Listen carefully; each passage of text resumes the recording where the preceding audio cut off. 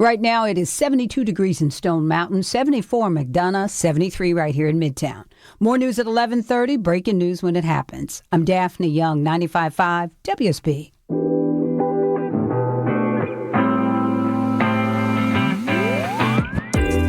Well, would you look at that? This is the Nightcap with yours truly, and most importantly, your buddy, Jared Yamamoto.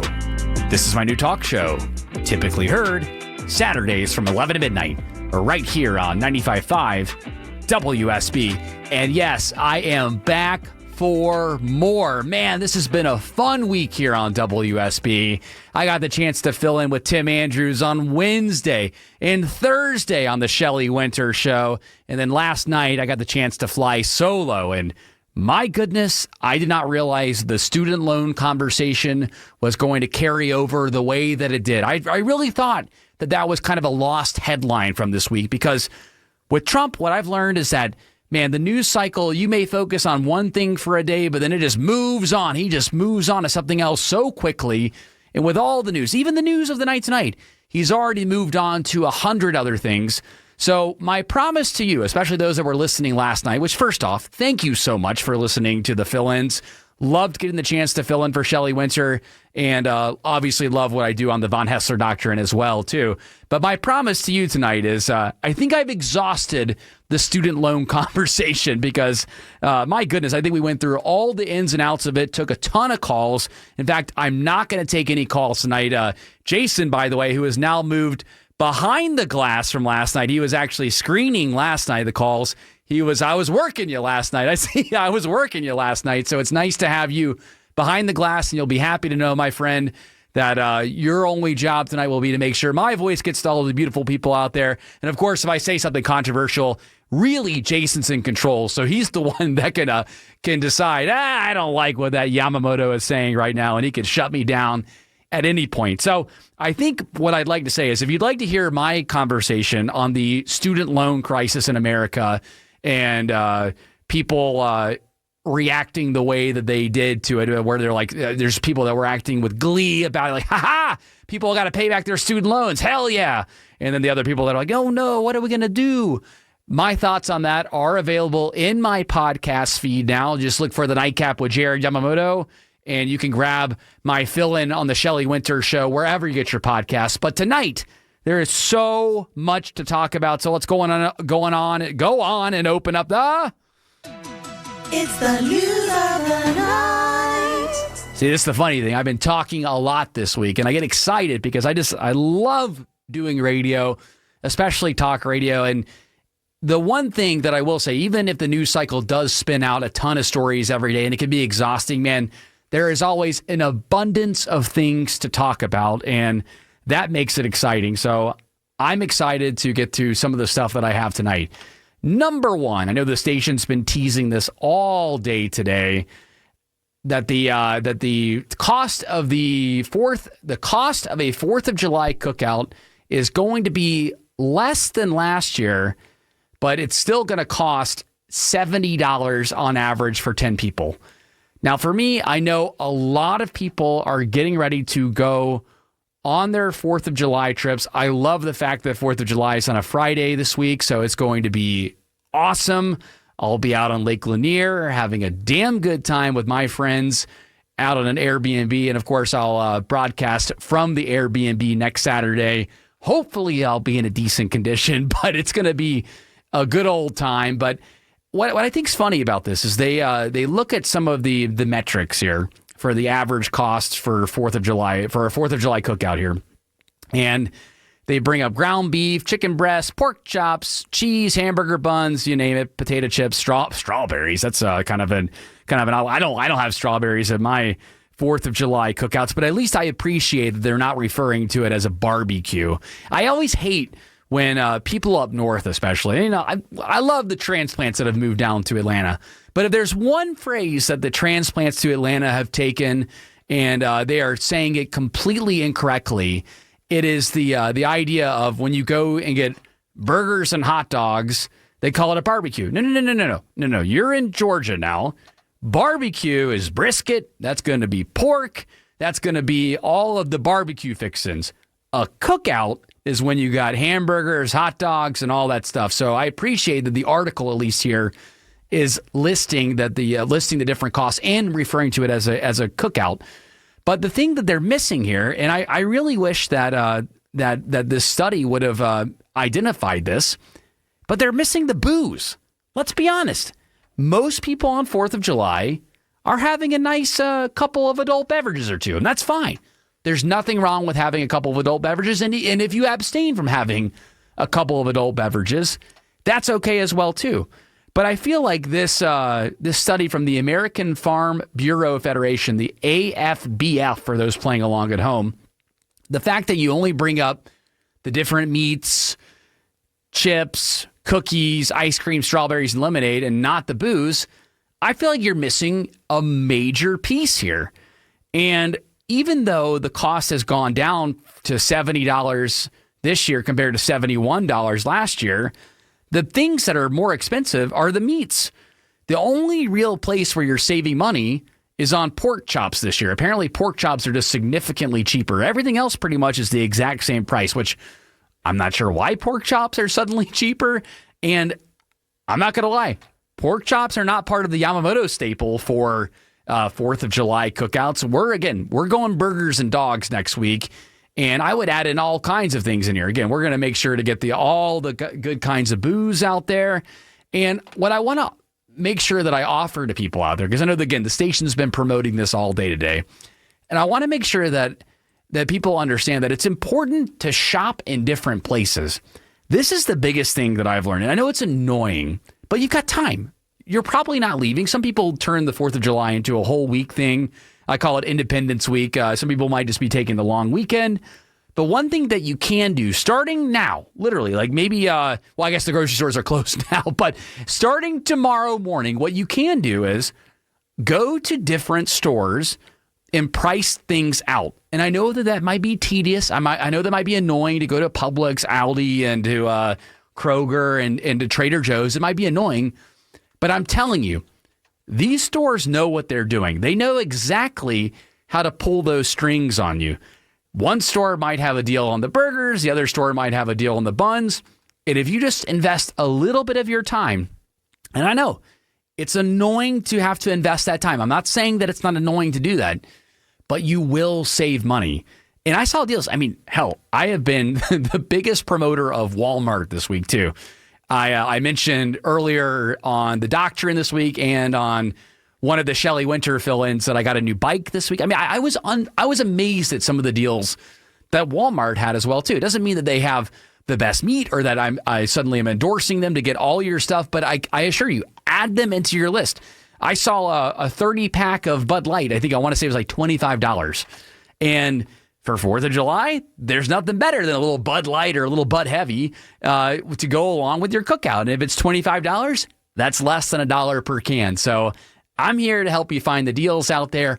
Shop around at multiple stores. I know it's annoying, but you'll be like, thank you, Jared. I'm glad that I did this because now I'm able to save money and spend more money on the fireworks and the important stuff there, which, by the way, if you're one of those jerks that doesn't like your neighbors shooting off fireworks on the 4th of July, screw you.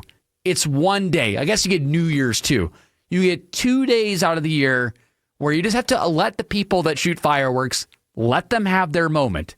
It's okay. You're going to be fine. Your dog is going to be okay. It's going to be just fine. And I get so annoyed where it's like, oh my gosh, well, little Alfred, my dog, just can't handle it even for the 4th of July. Oh no, can't handle it at all. Or, oh, it's New Year's Eve. Please, little Alfred can't handle it. He can't handle it. And I'm like, please, like, it's 2 days out of the year. Get the thunder blanket. I know on the Doctrine, Eric was mentioning yesterday that he saw that there's headphones for dogs. If your dog is that anxious during thunderstorms, during fireworks, then I think that at some point you've got to take some responsibility as a dog owner or as a pet owner in general. I know plenty of cats that get scared, but cats at least are easier. Cats are going to go under the bed and you won't see them for a while. I know my cat, the second he has a couple of things that trigger him, he's like, and they'll like just go run and you're like, buddy, where are you going? And He'll be under the bed. For some reason, he doesn't like, we have a ton of construction going on our side of town. And he hates hearing the bulldozers beep. You know, when they go and reverse the beep, beep, beep, beep. He hates it. If he can hear it, he bolts under the bed. Or if the fire alarm goes off, which, by the way, my wife is the queen of setting off the fire alarm in our house. Like she'll be cooking something up, and all of a sudden the skillet will just start smoking, and then the second the fire alarm beep beep beep starts going off, the cat just scurries. I mean, literally, his legs are running out from underneath him. He's so frantic to get under a bed. But at least I know that he's fine. And I guess with dogs, because they're bigger and they can't go under the bed, the owners feel more obligated to do something for them. But what I'm here to say is that you need to be able to accept that your neighbors are going to shoot off fireworks on the 4th of July. Now, if it's July 27th, I get it. You are allowed to get frustrated at your neighbors for shooting off fireworks. If it is August 5th, you are allowed to get frustrated at your neighbors for shooting off fireworks. If it is September 7th, you are okay at getting frustrated at your neighbors for shooting off fireworks. But if it is the 4th of July or it is New Year's Eve, get over yourself and understand that people are going to shoot off fireworks. You're the problem, not the people shooting off the fireworks. When we come back, I've got to talk about this new synthetic human project here. Again, work is beginning to create artificial human DNA from scratch. I want to talk about that. And also the creators of Love Island. I have not watched a second of Love Island, but I have friends that are watching it. And apparently people are asking the viewers to be kind. And remember that when you comment on their social media pages or on Love Island's pages, you can't put negative comments. Get out of here with that. That is absurd. You are putting yourself in the public eye. I have so many more thoughts on that, and I want to get to it. Plus, there was a big case here in Georgia that I did not get a chance to cover while filling in for Shelley Wynter yesterday, talking about a judge saying that Georgia cannot limit minors using and creating social media accounts. I have lots of thoughts about that. We got so much to cover here on the Nightcap with Jared Yamamoto, and we are proudly brought to you by Guardian Home Experts, Heating, Air, and Plumbing. If I were you, I'd take them. I know I brought this up while filling in for Shelley Wynter this week, and I have to bring it here to my Nightcap, which, by the way, I'm Jared Yamamoto, and my Nightcap airs every Saturday from 11 to midnight. If you like what you've heard so far tonight, be sure to give me a follow on my socials at Jared Yamamoto. I love social media, and I love to respond to conversations that I bring up on my fill-ins, conversations from the Haessler Doctrine, and, of course, anything that I may bring up tonight here on the show. I just can't respond for others that are around me. Sometimes people will send me, well, what does Mark Aram think about this? And I'm like, I don't know. Why don't you DM him? Or Eric Erickson, what does he think? And I'm like, I don't know. I can't respond for him. So anything that I bring up on any of the various shows that I've done, I know it's been a busy week with all the fill-ins that I've done and all the new people that are getting exposed to me for the first time. Welcome. And I appreciate all of the love that I've gotten on those various social channels. And I'm looking forward to getting more fill-in opportunities in the future. But one thing that I did bring up while filling in on the Shelley Wynter Show was the fact that I bought a bike earlier this week from Walmart, and it was cheap, and my wife and I are like, well, we don't know if it's going to be a serious hobby or not long term. And so we're like, all right, let's try it. Let's see if we like it. And so we both got our bikes, and I've been riding around. There's a new part of the Beltline that opened up right by my house, and I've been enjoying it so far. But there are a couple things that I was not prepared for. Number one, I forgot how hard it is to pedal a bike up hills.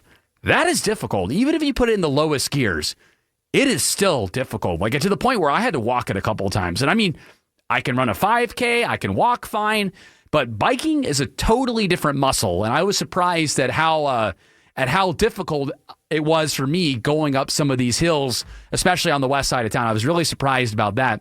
But the other thing is, I have scabs on my ass for this. Jason, don't laugh at me for that right now. I have scabs on my ass right now from the bike seat. I'm just not used to this here. I'm not used to the bike seat And it's because I haven't ridden one in probably, I don't know, like 5 years or something. But I am really surprised that my body would respond like that after 2 bike rides this week. Now, granted, I went a long way. I basically made it all the way down to the West End where you've got the Monday Night Brewing and the other brewery. Why am I blanking on it now? The Wild Heaven Brewery. That's the other one. Wild Heaven over there. I made it basically all the way over there and back. And so it ended up being, I don't know, maybe like a 5-6 mile ride. So it's not like a huge ride. I know the biking aficionados will come after me like, well, that's not very far, Jared. And I'm like, I know. I'm not used to it. I'm getting back into it.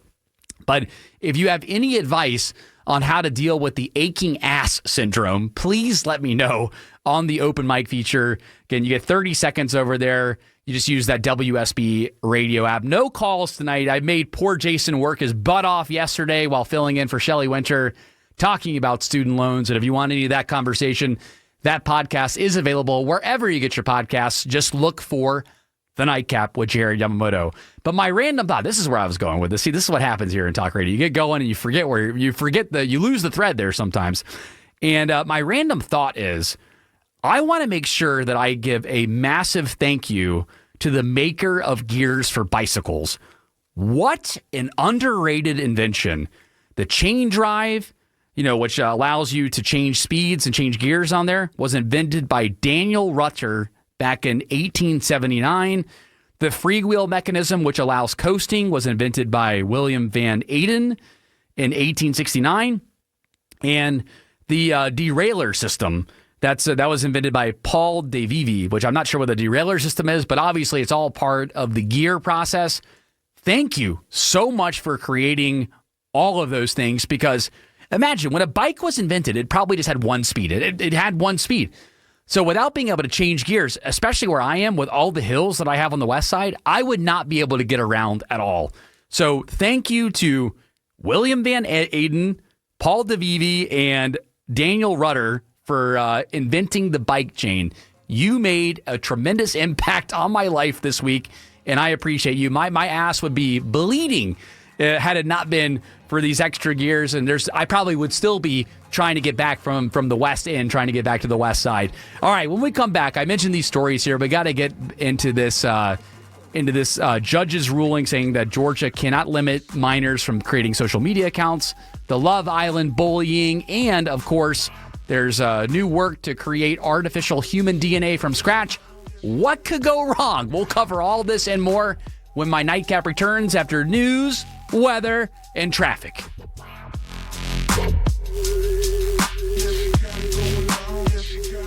.75 in Tucker and 74 right here on Peachtree Street. More news for you at 12 o'clock. Breaking news when it happens. I'm Chip Canales on 95.5 WSB. Another random thought that I have here on my nightcap, which, by the way, my nightcap is on every Saturday from 11 to midnight, and it's been an absolute pleasure getting the chance to do all these fill-ins over the past couple of weeks. I know we filled in for Von Haessler last week, and then this week, getting the chance with my buddy Tim Andrews to fill in for the Shelley Wynter Show, and then flying solo last night was an absolute blast. It's so much fun getting the chance to meet all these new listeners to WSB. Welcome, whether you're new to the station or not, new to me, welcome. This is my nightcap, and basically this show is the world according to Jared Yamamoto. And I brought up my last random thought. I wanted to thank the inventors of bike gears, because they don't get enough credit for how much of a difference it makes in people's lives. Had we not had bike gears, I would still be struggling on the west end of town, trying to get to the west side of town. That's kind of the south part of the west side, going to the north part of the west side. I would still be struggling. So massive thank you to the inventors of bicycle gears. But my other random thought was, you know how baby birds look super cute, right? I know I had a bird's nest outside of my window of my new place last year, and it was super cute. We had some baby wrens that were outside of our house, and I would go out there, and I got so close to these wrens that they started coming out of the nest, coming over to me. And one of the things that I noticed was, oh, look how cute these baby birds are. Like, they're so cute. Number one, you're like, oh, you get kind of lost in how cute they are. But once you know how much a bird poops, think about how nasty the inside of a bird's nest is, especially if the eggs have hatched. Those little baby birds, before they can fly, are just pooping on each other inside the nest. That is disgusting. That is an absolutely disgusting thing to think about.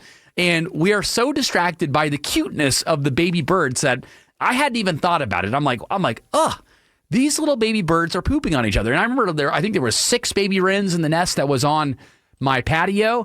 And I looked out there, and there was one that was always buried. He was like, I guess, do birds have a runt? I don't know. Jason, what do you think? Do birds have a runt? I know that's more of a mammal thing, but I guess there is a runt of the nest as well, too. Maybe there's a special name for that. Let me know on the open mic feature if I'm getting that wrong. But the runt was definitely under all the other birds. So think about that. The little runt was getting pooped on by his brothers and sisters. And when you pick up a bird's nest, especially one where the eggs have already hatched, that thing is full of bird poop. So now I understand why my mom for so long told me, don't pick up the bird's nest. It's grosser than you think. And it's not just because of the bird's feathers. It's because they're pooping all in there. All right, now let's get into some of these other stories here because I could go on and on with my random thoughts, but you guys want to get more of the news of the night. I get it. And yesterday, I did not get a chance to cover this on the Shelley Wynter Show, so I wanted to bring this up here. A judge has struck down Georgia's law to limit social media use to minors, basically saying that you can't make a age verification saying that they had to be 16 years old in order to make social media accounts. And I agree with the judge's decision on this. I think that this is a smart move. I know that there are bad things that happen on social media, and with the Supreme Court making their announcement about Pornhub in Texas and all pornography websites basically saying you had to be 18 years old and to confirm that you are an adult in order to go to those sites. I can understand why people conflate these two stories here. But for the most part, if social media sites make the promise that there's no nudity on their sites or no profane activity or that there's like a kids mode for them, then yeah, I think it's absolutely okay for minors to be able to create these accounts. And I'm sorry, like I was there in the very beginning of social media. There were plenty of times where my dad and my stepmom wanted to restrict social media use. They never liked the idea of MySpace back in the day. They didn't like the idea of Facebook and Zanga and all the different accounts. But I found a way to get it done. And I guarantee you, the kids now are just as clever as we were then. They're going to find ways to get into it. I remember before our house even had Wi-Fi, I would go and drive over to a neighbor's house and I would park outside of their house and I would use my PlayStation Portable to get online, and I would remember like DMing people, for example, using Facebook and using MySpace, and I would log into my social media accounts, and you would be looking and driving around neighborhoods looking for whoever had free Wi-Fi access, or you would go to a friend's house where the parents didn't care. There's always going to be a way where kids are going to find a way around it. So I understand that the logic might be in the right place, trying to restrict minors from creating social media accounts. But just remember, don't underestimate your kids. Your kids are going to find a way. Now, here's something that I agree with. I heard from the senator from Michigan. I believe it's Slotkin, I think is how you say Senator Slotkin. I loved this point of view. Now, this is something that can be done, that can make a difference in Georgia and in every state across the United States. I agree 100%. She's a Democrat out of Michigan, and this is how you get kids away from social media. Now, all of this starts with K through 12 education. Let's state the obvious. We need to recruit and pay teachers better. Amen. We need to reduce class sizes. Okay. We need to drastically update our curriculum, especially in science and math. And we need to thoughtfully introduce AI into schools, balancing the need to prepare young people with the need to develop good old-fashioned critical thinking skills. But as we increase technology in schools, we also have to acknowledge where technology is already harming our kids. Too many students are lagging in the people and problem-solving skills that will be even more valuable in the future economy, and that's largely because of social media and cell phones. To that end, we should ban cell phones in every K through 12 classroom in America. Amen. I agree so much with the senator from Michigan here, Senator Slotkin, and she is so right about that. That's how you prevent kids from doing bad things on social media, because in the classroom, there should be no distractions. I was talking about how yesterday, while filling in for Shelley, how there was a UCLA grad who was boasting that he did all of his classes through ChatGPT. Teachers across the board have got to change their game altogether. And I know it's a lot of work, and the teachers out there, God bless you. You deserve more money, and you don't get enough credit for what you do. And the fact that parents treat children like little angels still is ridiculous. I remember being that kid. I was never a bad kid in school, but we certainly were trying to find ways to be little gremlins. And once there's one bad kid, oftentimes you end up feeding off the energy of the other bad kids. So I get it. It's tough to be a teacher. And if you're a teacher hater out there and you hate the idea of teachers getting more money, well, try doing it. Try being a substitute teacher and trying to relate with these kids now. It's a very difficult job. The parents don't make it any easier for the most part, but I really sympathize with teachers. But there are so many things here. Number one, in college, this kid at UCLA says, I use ChatGPT to get through college. The way that you fix that, and I brought this up on the Shelley Wynter Show, is you're going to have to change the way that you test and the way that you write essays. How do you do that? Well, you make sure that you do it all in the classroom and you do it technology free. That's the best way to do it. Or if you have some kind of technology that has zero internet access at all and it can be monitored by proxies in the classroom. That's what I believe professors are going to have to do. And I believe the same is going to apply to K through 12 as well, too. You have to start teaching these kids at a young age that they can't have the technology around them to help them cheat, to help them find another way to succeed in school. I guess even succeed, I put in air quotes there, because in reality, if you're looking up the answers or you're using ChatGPT, it's not helping you. You're just parroting what you're reading there. So I think K through 12, what needs to happen is the kids need to put their phones away. They need to put them in a pouch. And I would say for the teachers, try your best when you're testing to pull all the technology away from the kids. So that way you could monitor what's going on, you could see what they're doing, and it truly tests the ability of the student to not use technology and use their own brain power to perform on whatever test it is. Now, I realize not all classes can do that. And when it comes to complex math formulas, there are some exceptions there. But when it comes to written arithmetic, I mean, some people just cannot write at all now. It's concerning. I remember having to teach one of my friends just a couple of basics about writing. I mean, I'm like, this is not how you write an essay at all. Like you are not being persuasive in the essay.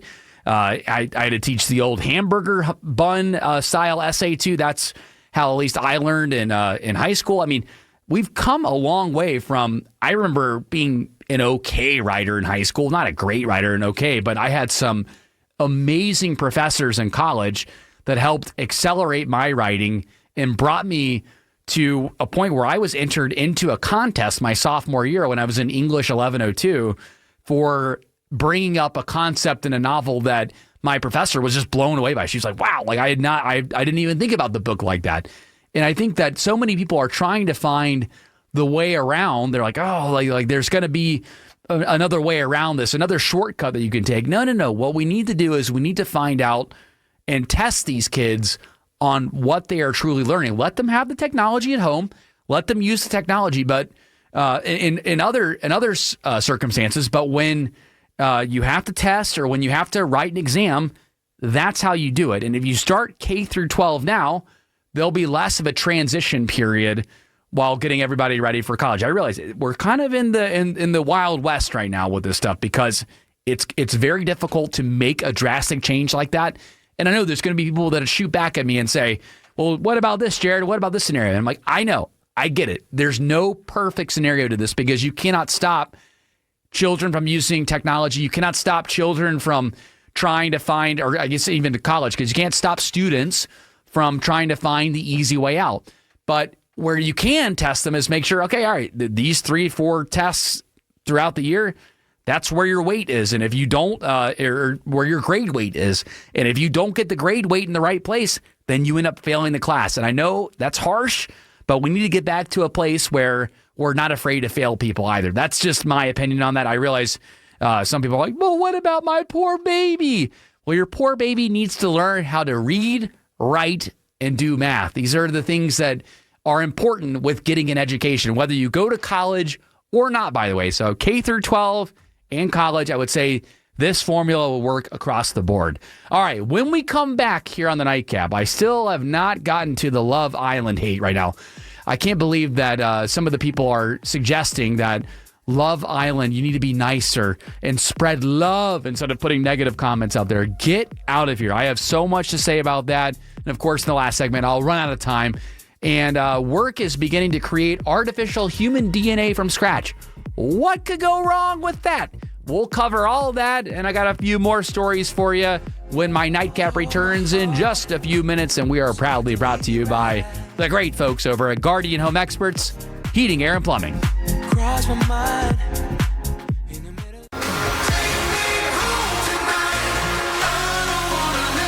Per usual, we get to the last segment of the show, and I have so much more to say, but so little time to be able to do it.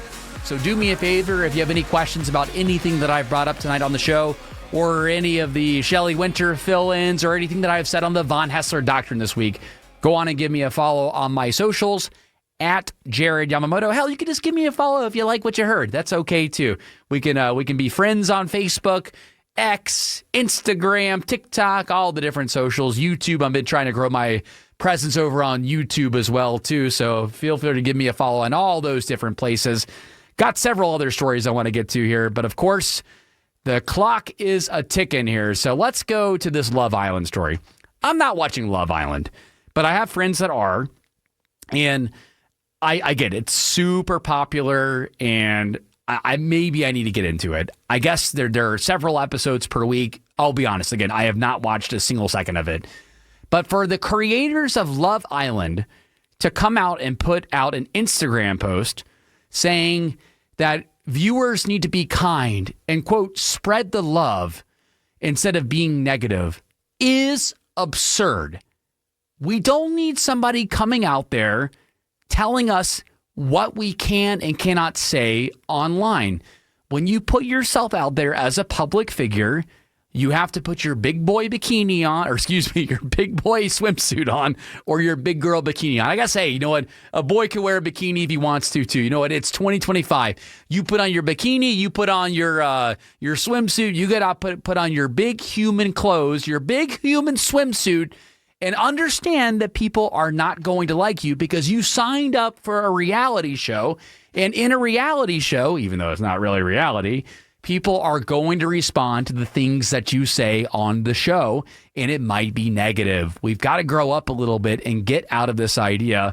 I can't believe this here. Again, the post in the Instagram post here is, the key word in Love Island is love. We love our fans. We love our Islanders. We don't love cyberbullying, harassment, or hate.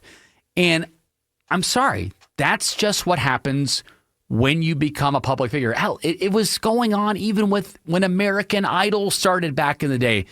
All of these shows, the reason why people jump into these reality shows is because, and I hate to pour any cold water on anybody that wants to jump in there, they want fame. Whether it's The Bachelor, The Bachelorette, Love Island, any of these damn Netflix shows that are out there where it's a reality show where there's dating involved, they want the social media following. Why? Because they're able to turn it into endorsements later, and they want to become a public figure. But the consequence of becoming a public figure is that you are going to be criticized for what you say on screen, what you say online, what you do out in the public eye. And that's what comes with it. Whether, again, this applies to politicians, the same people that probably put this post out on Instagram were probably the ones hating on Trump about something or hating on Biden about something. It's just amazing to me how much hypocrisy you see out there with posts like this. So there's no way to control it. I'm not going to be personally mean to reality stars out there. I can't remember what the one is where you don't see the other person on the other side, but Love is Blind. That's what it's called. Love is Blind. But that was the last, I guess, reality dating show that I watched extensively. But I would never go and reach out to Jamal or to Sally or anybody that's on the show and say, hey, you know what? You're an idiot like that. So you're a dumbass if you're responding to these people and saying, like, I hate the way you acted on there. But for Love Island to come on there and say, don't bully, don't cyberbully, is ridiculous. You can't control that because you are in the public eye. And look, I have just enough time to get to this story here. Work is beginning to create artificial human DNA from scratch. This is from the BBC, and it's controversial, obviously, but it reminds me of Jurassic Park so much, the way they're putting this together using all kinds of different DNA samples. My whole thing is, I just hope that we don't come to a society where we have some kind of robotic person that it has a mixture of our DNA and robotics. I'm sure it's coming to that kind of future. There's no way to stop it at this point because technology's only going to get better. It does concern me, but not enough for me to wave the red flag. I know people are afraid of technology. They're afraid of change. Hell, even yesterday on the Doctrine, I know some of the gang was worried about this new Uber Eats robot delivery service in Atlanta. And I'm like, why are you guys getting worried? Technology is good overall. Technology is going to change, and it's up to us to continue to change as the world continues to change. You can't just remain in place. Nothing remains the same. Technology is going to keep advancing, and there's nothing we can really do to stop it. I just hope that these artificial humans that are being created are being created ethically. That's at least how I can end my nightcap, because I'm out of time per usual. Not enough time. I have more to say about it. Perhaps I'll bring it up next week or on my video series Solo Moto, which you can get on all my various socials out there. Atlanta, do me one favor though tonight. I want you to be safe and don't do anything I wouldn't do. Thank you so much for listening to my nightcap, and I'll see you next time.